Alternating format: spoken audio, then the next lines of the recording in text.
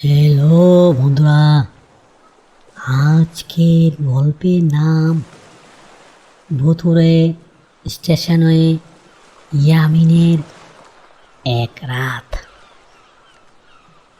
চারিদিকে ঝিঝি পোকার ডাক আর হালকা বাতাসের শো শো শব্দ। বন্ধুরা, আপনারা কি কখনো এমন কোনো জায়গায় আটকে পড়েছেন যেখানে স্তব্ধতা আপনার সবচেয়ে বড় শত্রু? আজ সাহসী ছেলে ইয়ামিন এমন এক পরিস্থিতির মুখোমুখি। মামার বাড়ি যাওয়ার পথে ভুল করে সে নেমে পড়েছে এক পরিত্যক্ত স্টেশনে,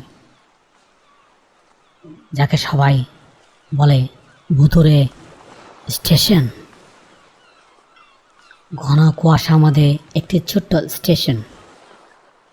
স্টেশনের ঘড়িটা বন্ধ হয়ে গেছে। ইয়ামিন কাঁধে ব্যাগ নিয়ে একাই দাঁড়িয়ে আছে। স্টেশনে কোনো মানুষ নেই, এমনকি কোনো আলোও নেই। ইয়ামিন ভাবল, আজ রাতটা এখানেই কাটাতে হবে। কিন্তু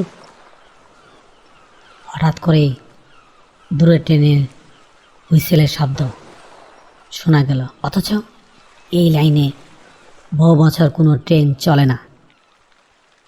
ইয়ামিন, এত রাতে ট্রেন? কিন্তু এখানে তো কোনো সিগন্যাল বাতিও জ্বলছে না, আমাকে সাবধানে থাকতে হবে। ইয়ামিন স্টেশনের ওয়েটিং রুমে গিয়ে বসল। হঠাৎ দেখল দেওয়ালের এক কোনায় এক অদ্ভুত ছায়া নড়ছে। মনে হচ্ছে কেউ একজন লণ্ঠন হাতে ঘুরে বেড়াচ্ছে। ইয়ামিন যখন সেই ছায়ার কাছে গেল, ছায়াটি মিলিয়ে গেল। ইয়ামিন তার টর্চলাইট জেলে চারদিকে দেখছে। পুরনো স্টেশনগুলো ভিতরে পোস্টারগুলো বাতাসে উঠছে। হঠাৎ অন্ধকারে দেখা গেল এক বৃদ্ধ স্টেশন মাস্টারকে। তার পোশাক ছেঁড়া, চেহারাটাও ফ্যাকাশে। সে ইয়ামিনকে বলল, খোকা, এখান থেকে চলে যাও। এই স্টেশনে ট্রেন কোনো জীবিত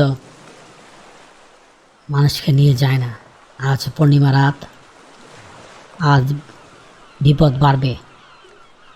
ইয়ামিন ভয় না পেয়ে বৃদ্ধের চোখের দিকে তাকালো। সে বুঝতে পারল এই মানুষটি আসলে কোনো বিপদ নয়, বরং কাউকে সতর্কতা করছে। ঠিক মাঝরাতে স্টেশনের হুড়মুড় করে একটি কালো রঙের ট্রেন এসে থামল। ট্রেনের জানলায় দিয়ে কোনো আলো আসছে না। ট্রেনের দরজাগুলো নিজে নিজে খুলে গেল। ইয়ামিন দেখল কিছু অস্পষ্ট ছায়া ট্রেন থেকে নামছে। ইয়ামিন বলল, আমি ভয় পাবো না।